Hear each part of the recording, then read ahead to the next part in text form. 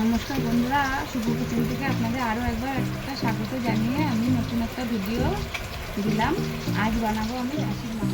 আমি আজ খাসির মাংস রান্না করবো। আমার খাসির মাংস রান্না করতে লাগবে খাসির মাংস, রসুন, জিরে, শুকনো লঙ্কা, আদা, আর লাগবে পেঁয়াজ কুচি, টমাটো কুচি, লবণ, হলুদ, সর্ষের তেল, আলু, আর এটা ফোড়নের জন্য গোটা গরম মশলা আছে। গোটা গরম মশলার মধ্যে আছে এলাচ, দারচিনি, লবঙ্গ, শুকনো লঙ্কা আর তেজপাতা, আর আছে এটা গুঁড়ো গরম মশলা।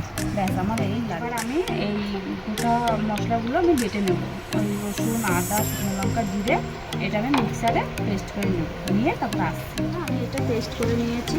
এবার আমি মাংসটা 20 মিনিটের জন্য মাখিয়ে রাখবো। মশলাটা দিয়ে একটু সর্ষের তেল, লবণ আর হলুদ দিয়ে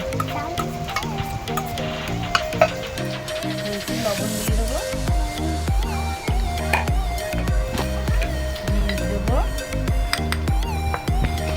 অল্প করে একটু সর্ষের তেল দেবো দিয়ে আমি এবার 30 মিনিট এটাকে মাখিয়ে রেখে দেবো।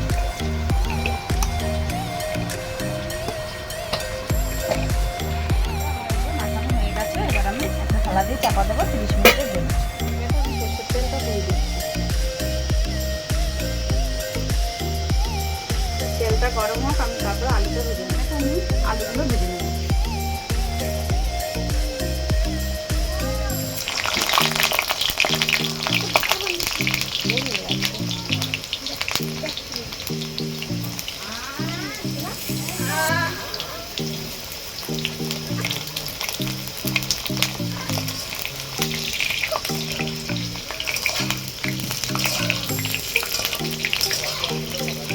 আলুটার মধ্যে আমি একটু লবণ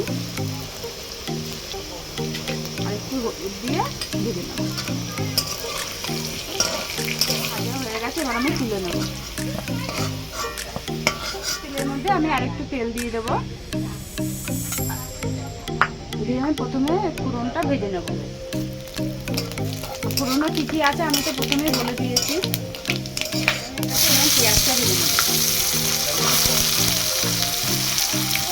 ফোড়ন ভাজা থেকে কিন্তু একটা সুন্দর গন্ধ বেরিয়ে গেছে। আমি টমাটোগুলো দিয়ে দেবো। টমাটোগুলো দিয়ে একটু নুন দিয়ে দেবো, তাহলে টমাটোটা আর পেঁয়াজটা নরম হয়ে যাবে। আমি একেবারে নুনটা দিয়ে দিয়েছি। আর মাংসটা মাখিয়ে রেখে দিয়েছিলাম। এবার আমি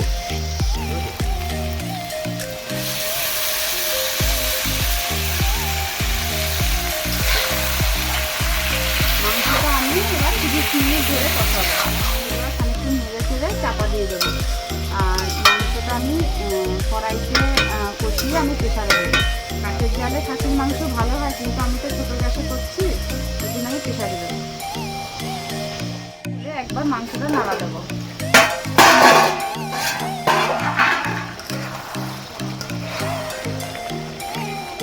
নাড়াচাড়া করে আবার চাপা দিয়ে আবার 5 মিনিট পর আবার নাড়া দেবো। ফিরে আমি আর একবার নেড়ে দেবো।